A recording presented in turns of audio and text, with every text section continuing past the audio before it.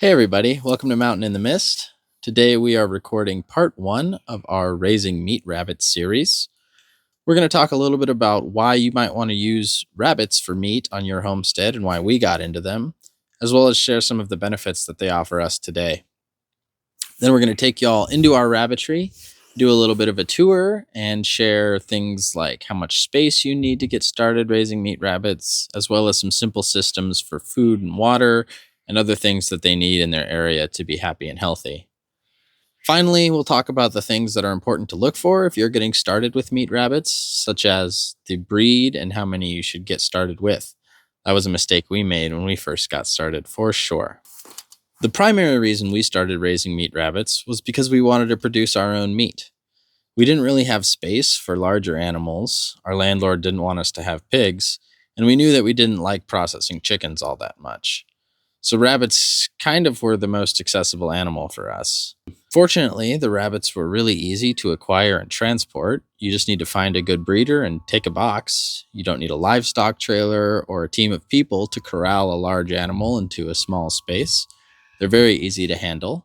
Additionally, they're really quick to start producing meat. So it only takes about 4 months to go from picking up your breeding pair of rabbits to having meat in the freezer ready to eat for you and your family.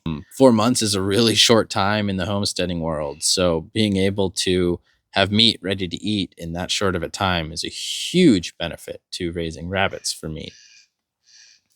Additionally, the meat that they give you is really high quality and versatile and lean and delicious. Rabbit's one of those things that I could eat almost every day, prepared in a whole variety of ways and never get sick of it. Some people talk about rabbit starvation, which isn't really a thing that is relevant in the modern day.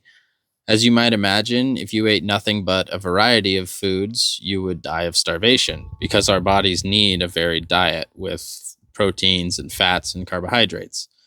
So if you do start raising meat rabbits, no matter how delicious they are, make sure you eat other things too.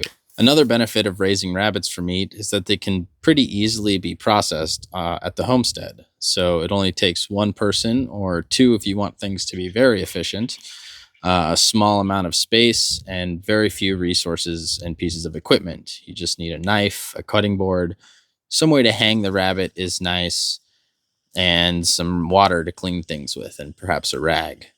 A lot of animals, it's hoisting 300 pounds. You need a gambrel, you need a support beam, you need some friends. It requires a lot more infrastructure and time as well. So rabbits, it only takes about 15 or 20 minutes from a live rabbit to ready for the freezer, which is very short. Some of the larger animals we hang for multiple days, or at least take half a day to butcher up and get ready for the freezer. Speaking of freezer, with meat rabbits, you don't need to go out and buy multiple deep chest freezers. Each rabbit only weighs about 3 pounds. So if you're just getting started and have a limited amount of freezer space, you can do a litter of rabbits and get them all frozen and preserved without worrying about needing to go out and buy an emergency freezer for the 200 pounds of pork that you're putting away. Rabbits have a few other benefits to them as well, besides just the meat. So one of the biggest benefits is that their poop is wonderful manure for the garden. It doesn't actually need to be composted, although usually we do, just because it is easiest with our system to compost everything together.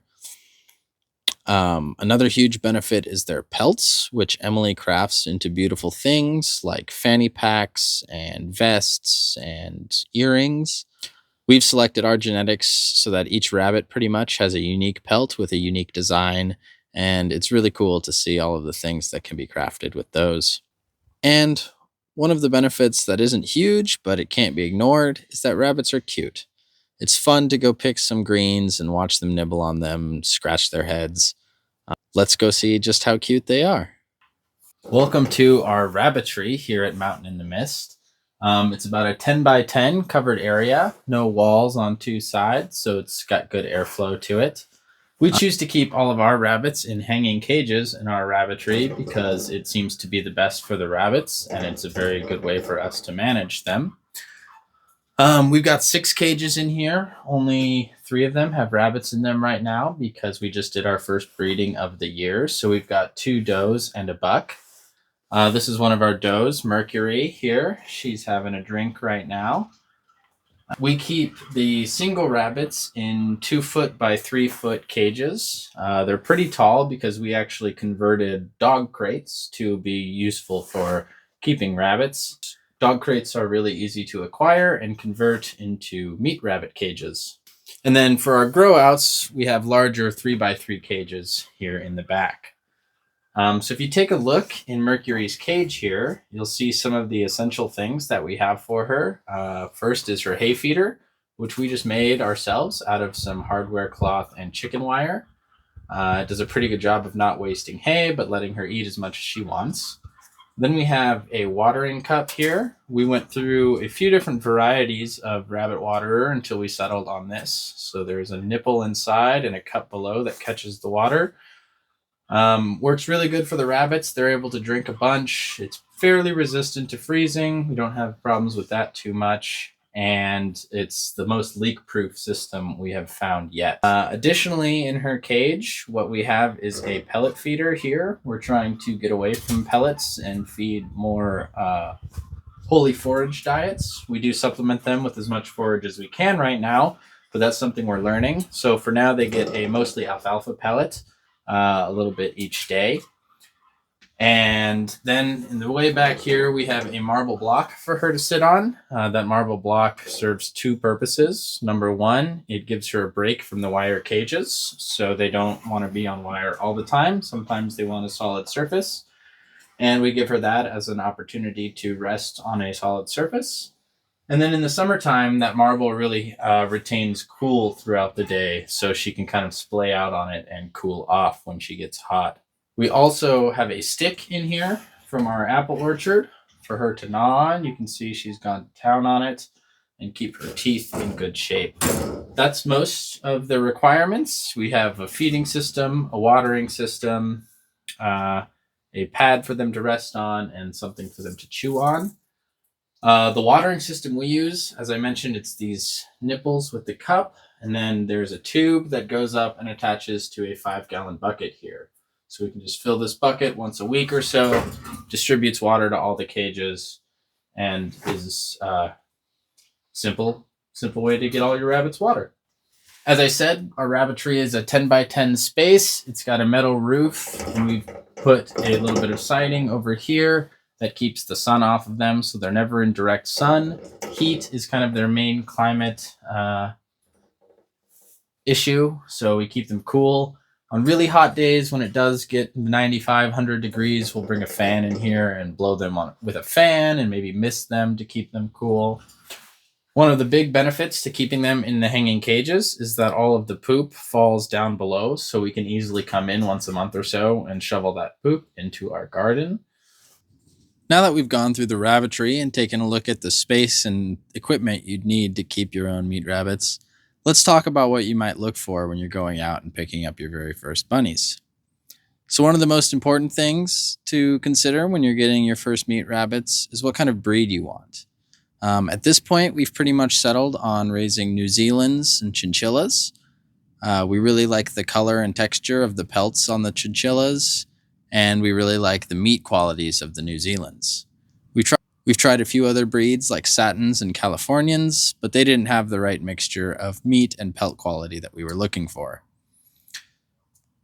Something to consider when you're picking up your very first rabbits is that they can't breed until they're about 8 months old. So if you're getting 12-week-old rabbits, baby rabbits, from a breeder, you'll have to wait and raise them yourself for 5 months until you can breed them. If you get lucky, you can find someone selling a proven doe or a proven buck who's already bred and is a fully mature adult. It's a little easier to start with when you know that the animal is a proven producer. One of the biggest mistakes we made when starting with meat rabbits was that we went out and got about 6 of them, thinking that that was how many we would need to feed ourselves. 2 does is plenty. We run 2 does now, and we only run them about half the year. And in doing so, we produce over 200 pounds of rabbit meat, which is plenty for the 2 of us for a year's time, and plenty to share with our friends too. Do not overwhelm yourself and get 6 does. It's a lot more work than it needs to be. When you go to pick up your rabbits, figure out what kind of food the rabbits are being fed. If they're being fed a pellet food, it's really a good idea to get a small bag of that and transition them slowly to whatever you're going to be feeding them, as they have a pretty sensitive digestive system. Hopefully, part 1 of our Raising Meat Rabbit series has helped convince you that you can get started with raising your own meat rabbits as soon as possible. You don't need a lot of initial investment or space or resources to begin producing a delicious supply of protein for yourself and your family at relatively low cost. Subscribe, like, all that good stuff. Follow along for our next video, part 2 in this series, where we will talk about how to breed your meat rabbits for the first time and what to expect when you have your first litter of babies. Thanks for tuning in, and have a good day.